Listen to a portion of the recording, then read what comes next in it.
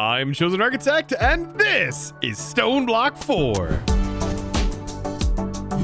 So welcome back to some more Stoneblock 4. And can you believe today we are going to be working our way through some creative items. And my goal is to hopefully be able to complete almost all of these items that are listed here in the Ascension tab. And today we're going to be submitting a lot of things into a task screen to make sure this happens. Now, task screen, you might be asking. Yes, the task screen apparently is required in order to submit a lot of these things. For example, submitting this, I don't know if submitting it via the button is going to be something that we can do, even though that would be really nice if we can. I just don't know. It doesn't say that we have the ability to do that. So yes, I can't actually click the submit button in here. So we actually have to use these task screens, which isn't too bad. It just definitely adds a layer of complexity to everything. Now, for doing this, something I recommend is just simply having any kind of pipe. For example, there's an item pipe here, or what I could do is use a logistical pipe so we can see it traveling through from Mekanism. I think that would be a pretty nice looking pipe, and definitely using our configurator to get that in. And then all we have to do is make sure this is set to the right mode, item mode, and then make sure that's set to a pull mode. Okay. So I still think, though, the task screens are limited in the amount of items that can be sent into them, which is another limitation, which we'll get to in a minute. But let's talk about what we should probably work towards first. Now, at the moment, I do have all of the stuff set up to be able to make the creative source jar, and this is a fairly easy one to do. But after we get this done, I think the creative memory chip is by far one of the best things that we could get set up. I mean, look at this thing right here unlocks everything that could be learned. It will have everything automatically learned for our replication system. So it totally makes sense to make that item first, or in my case, second, definitely second. Now, what happened last episode? You may be wondering, in case you missed it. The gear that I currently have on is the Infinity gear, and I am essentially a god in this world now, but we're not fully a god because I can't duplicate items or anything like that.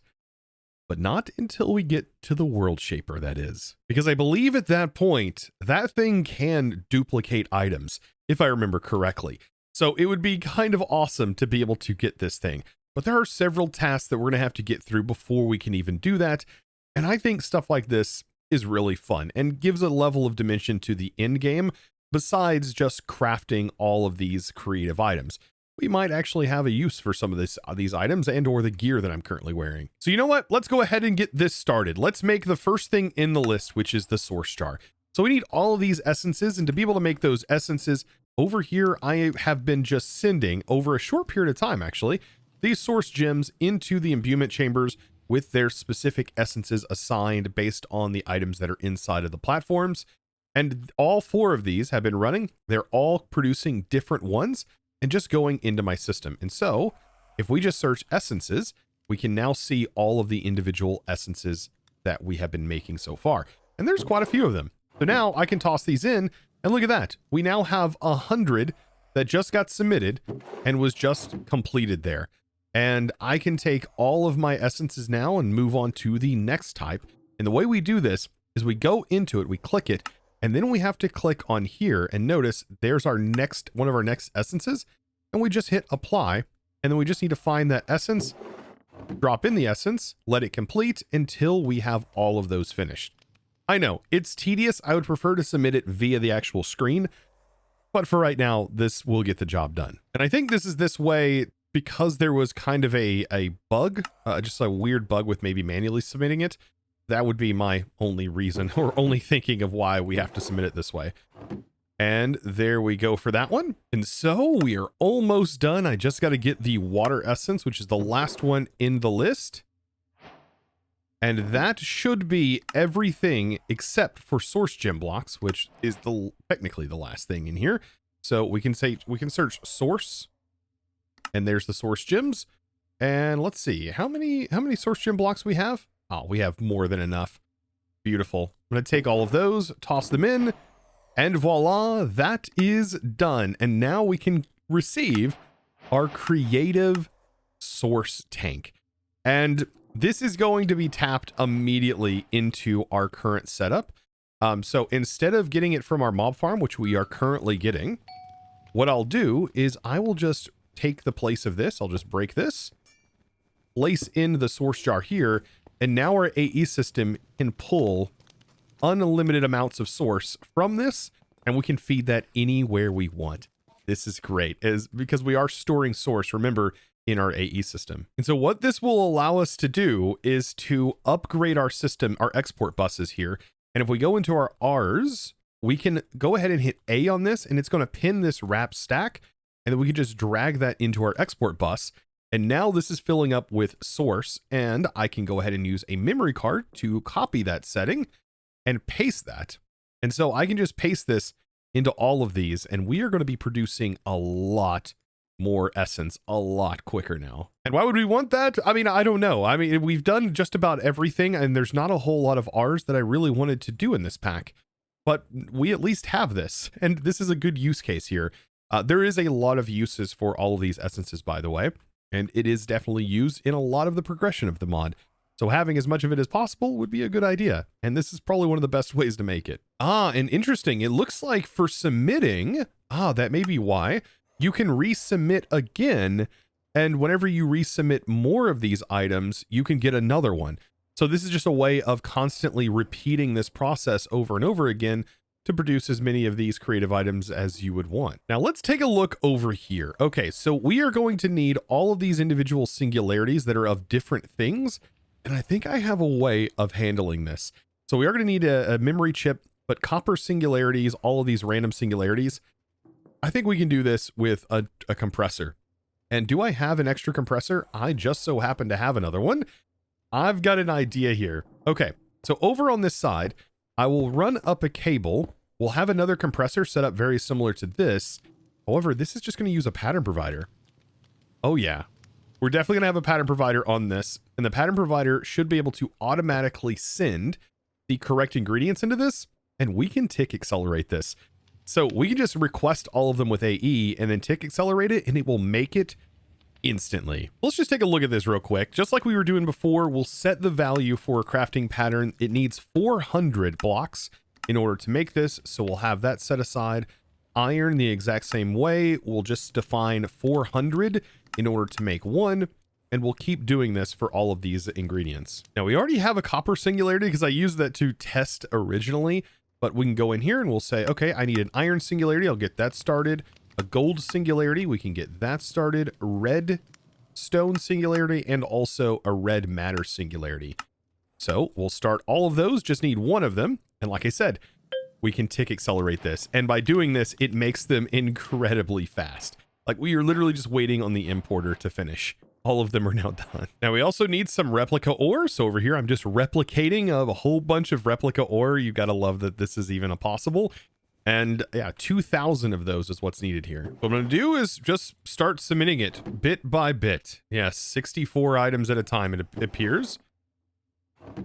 There we go. I mean, this is going to build up incredibly fast. What is this, like 32 stacks of these to make this? Something like that. And there we go. Look at that. Yeah, so 32 stacks in order to get this. Now, this is where things get a little bit more complicated because it is just hard to find all of the things in here that we are looking for. I do know the memory chip is down here, so we can just search memory chip, possibly creative, maybe replication. No, it's so hard to search this stuff. Aha, there is the memory chip. That's really easy. Just one memory chip required. And there we go. Searching the singularities, I was able to find that. And so I could just copy that string, select them individually. There's the copper. Search that again. Scroll all the way to the bottom. Redstone. Submit them one by one. Very tedious, but this is going to be so worth it for what we're making. Now for the last one, the iron singularity. And that completes it. And there we go. We get ourselves a creative memory chip, which I'm installing immediately. This should unlock everything in replication. So if we open up our terminal, this is all the things I have currently unlocked myself. But whenever we put this in here, we should see everything that is available to us. Everything. And not only do we see this, but our AE system can see this as well. So we don't even need to have made it once. We now just literally have access to them. And the reason why this could be helpful getting this set up right now is because anything that could potentially use anything that was unlocked there for any future recipes will now just be unlocked. Now, all of these I do plan on making today, which means we are going to need to dive into two separate mechanics that I think we haven't really touched yet, and that is create to make precision mechanisms. I think this is going to be a pretty easy process for us to make, but we also need to dive into mechanism because we need to be able to make these ultimate induction cells. And these induction cells, while they do seem quite simple at first glance, they require lithium dust, which we haven't produced yet. However, I think we can get away with possibly making a small setup for this. So isn't there another way we can make lithium? No, we might as well just use thermal evaporators. It's honestly not a very complex thing to do. Now, you know what? Let's go ahead and get started with lithium production. This is not going to be too bad. I'm going to utilize these corners over here. You need a 4x4, much like you see down here. So 4 and then 4. And then on all of the sides, you can actually use structural glass. You don't need to use all of this material. So structural glass is probably the best setup for this. And I recommend just placing down the actual glass in the corners. There we go. And then using a wand to extend all of those corners up for you. You can put this in your offhand, I think. Actually, does this need to be changed? Can we not place structural glass with this? You know what? If we can't, there's always the building gadgets, which you know what? Always comes in handy. So there we go. So I'll just click this, and that definitely works. Look at that. And then once we have this shape sort of defined, what I'm going to do is place in the controller block. And then we also need a valve. We need more than one valve. We need a valve to send water. We also need a valve to receive heat, so that way we can send heat to this with an external heater. Yet again, we're using a resistive heater. Like, we're doing that thing again. But the resistive heater is going to be necessary for this. So we need to input water, and then we can use this port as an output, and then we can have a resistive heater port somewhere on the side for right now. So you know what? We can have two different ports. I'll have one here and one here. This will be one for the heater, and this will be one for receiving water. And then on the output here, I think I'm just going to send this to an entangle porter to send it over to this one, which is going to convert brine into lithium, because this is taking water and converting it to brine. Now, my resistive heater for right now, I'm sending it about 1.5 thousand. And then I just have my water plant to be able to pull water. And I think that's going to be enough water to be able to pull from it. We just have to check. I'm hoping that's enough or fast enough. Yeah, it definitely seems fast enough. And the heat is going up, which means it will produce brine faster and faster. And now I can just kind of close this up, because the other setup doesn't need water like this. What I can do is set a channel to brine, and we want to make sure that we can receive on this side. This should be a liquid, and we'll make sure that's an input. We may have to auto pipe into this. I don't know if this auto extracts out. So there we go. Something like that. Perfect. Now brine is being stored inside of the brine channel, and we can use that over here. I just got to build the exact same setup on this side. Interesting. So they must have modified this flower and made its like pull rate much slower, because it is definitely not, it's only pulling like 1,000 millibuckets. So like one bucket, I don't know if it's one bucket every tick or what, but this definitely drained that water very quickly. So back on this side, I've got it all set up. We've got our controller in place, and then I'll just set this to brine. And then on the side, we just need to set it to output. We need to make sure we're underneath fluids. I believe this is a fluid. Auto output. Is it a fluid or is it a gas? Don't actually know. Did I break something? Because it's not even formed. There we go. Yes, it is a liquid. I just had to replace the blocks, and now everything is functioning. Perfect. All right, so now that part is done, we just need to send it through a condensator. We can set the stack up here, and that'll easily produce lithium for us. So this setup is going to look very much like this. We need to put this in decondensating mode. Make sure we have some power for all of these machines. We'll set up a gate, go ahead and get that moving. So that's going to get to decondensating. And then what we need to do is make sure we have a gas output, because that's what we are now doing, is outputting gases. I'm going to output it to the top, and that is going to just go right into a chemical crystallizer, and that is going to produce that lithium for us. We just have to define this to auto output the items that it generates to the top instead of where it's at. Auto output, And there we go. So now we can just make like a functional storage drawer. I think just a regular drawer, any of them that I have configured. I love how all of these are now just craftable. There's just so many more options. But yes, I'll use our fancy Mekanism one that I designed. As soon as that crafts up, I think the thing that takes a little bit of time is because one of the components is like a complex component. But looky there. And then just throw in some upgrades and we are looking pretty good. I love these things. So with that, lithium is now solved, but we still have to handle the create stuff. And this is where create gets a little bit more complicated, but I'm going to try my best to explain this. And we're just going to create a passive system to produce these. And before we dive into the create and actually making the precision mechanisms, keep in mind, we could actually buy these things. Like if you really didn't want to craft these with as easy as they are to make, you can purchase them for $20 each. But we do need 256 of them, which means to buy them, you would probably have needed to automate several other processes in order to do this. And it would have costed me 5,120 of my actual coins, which I have 6,000 of from basically completing the pack. So just keep that in your head. Now let's take a look at the precision mechanism and the actual crafting recipe. It's a cogwheel, it's a large cogwheel, and it's an ingot. And it needs to go in that order, so think of it as going from left. And we also need gold sheets.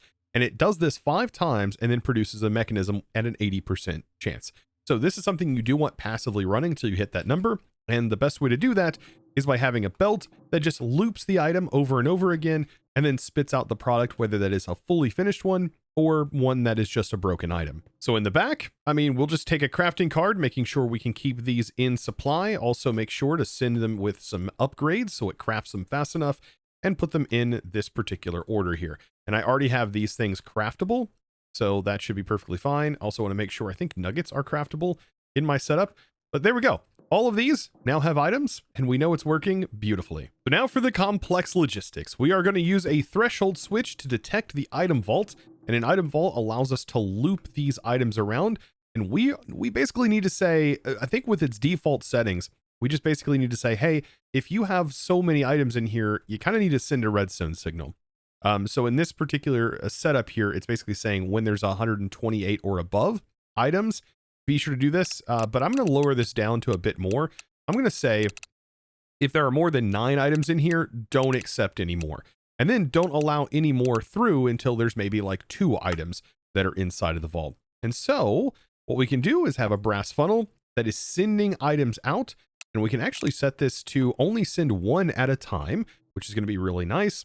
And we need to then loop. So we're going to have items that get pulled out of the system and then items that go into the system. So we can use our wrench to rotate this, and you can see the arrow. It's pulling out of the vault, and this is sending it back into the vault.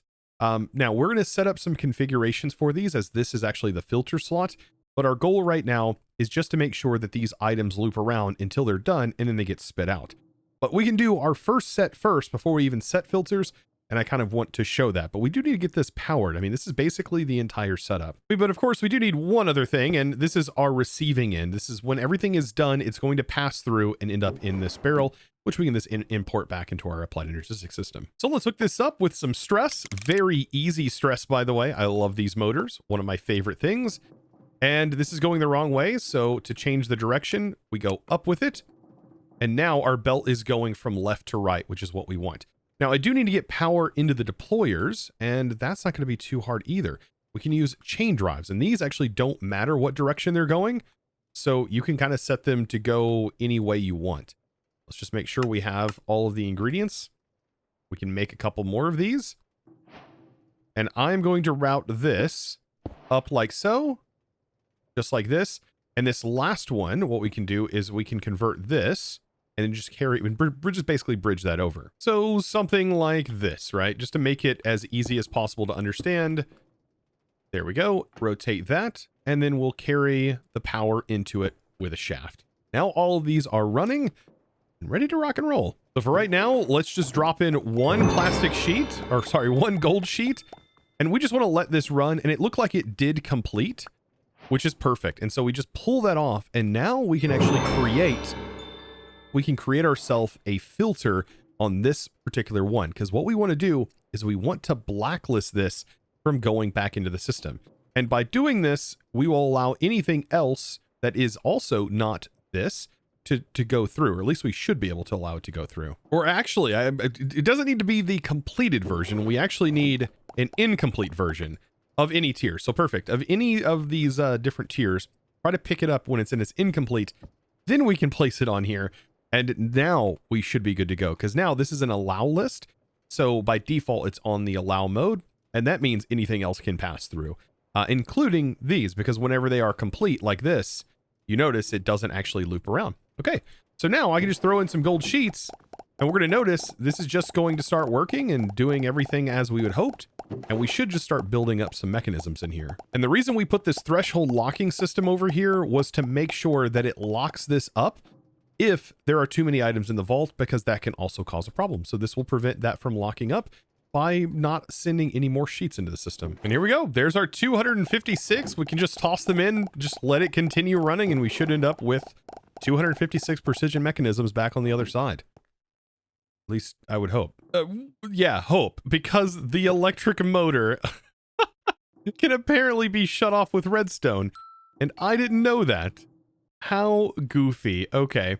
So yes, I need to pull this off, throw that back in, and let's put the electric motor somewhere that isn't next to the threshold switch, so we don't end up with a goofy thing like that. So shafts, oh my goodness, they can go right there.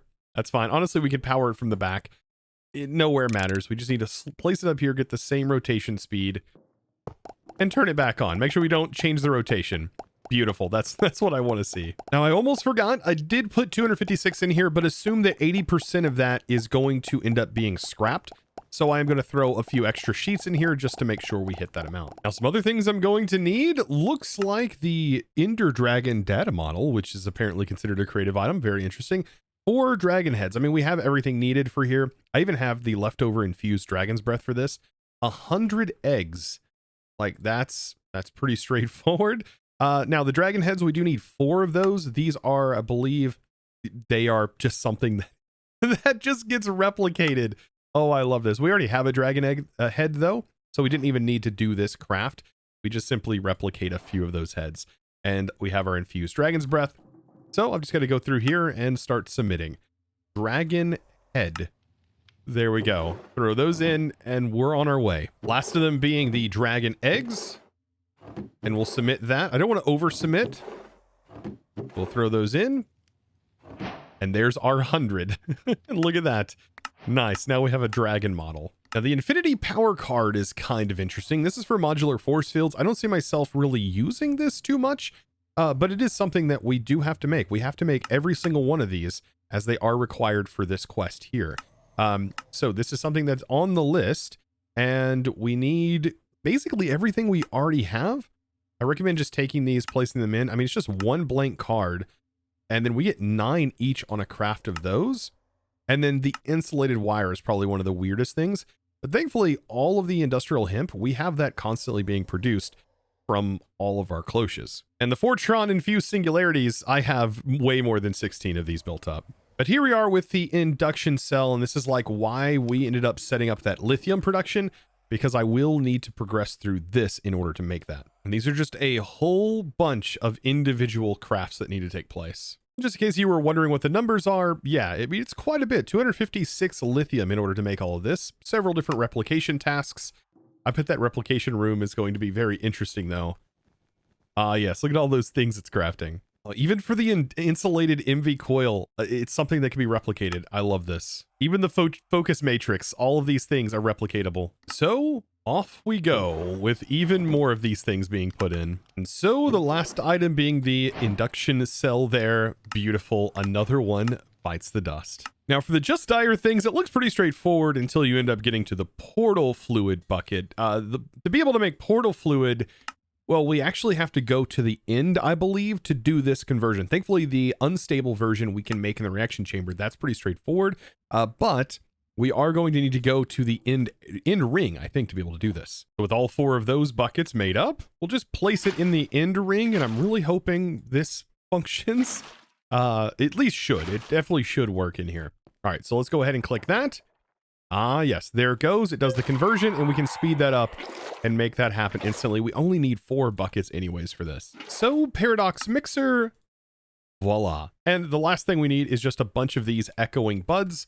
And this should be, I mean, that's a really easy process. Just time crystal and all of these other components and just 64 of those upon craft. I mean, everything has basically led us up to this moment. So, I mean, it's not, none of these are anything that's like overwhelming to craft.